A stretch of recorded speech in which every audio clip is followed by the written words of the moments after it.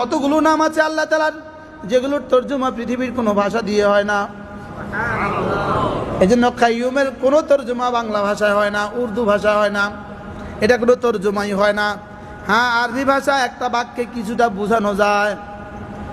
আল্লাযী কামাতিস সামাওয়াতু ওয়াল আরদু বিইশারাতিহি। কাইয়ুম ওই জাতকে বলে যার ইশারায় সাত আসমান ভেসে আছে, যার ইশারায় সাত জমিন বিছিয়ে আছে। সুবহানাল্লাহ।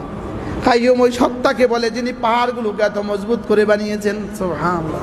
পাহাড়গুলোকে এতটা মজবুতি দিয়েছেন কেন, কি দিয়ে? কাইয়ুম দিয়ে। কি দিয়ে? বলেন কাইয়ুম, বলেন কাইয়ুম, কাইয়ুম। এখন আপনি যদি হৃদয়ের গহীন থেকে রব্বে কারীমকে বলেন আল্লাহু লা ইলাহা ইল্লা হুয়াল হাইয়ুল কাইয়ুম, কেমন হবে? হ্যাঁ, আমরা পড়ছিলাম এমন করে পড়ছি আর কি। আল্লাহু লা ইলাহা ইল্লা হুয়াল হাইয়ুল কাইয়ুম। বাস্তব না বাস্তব?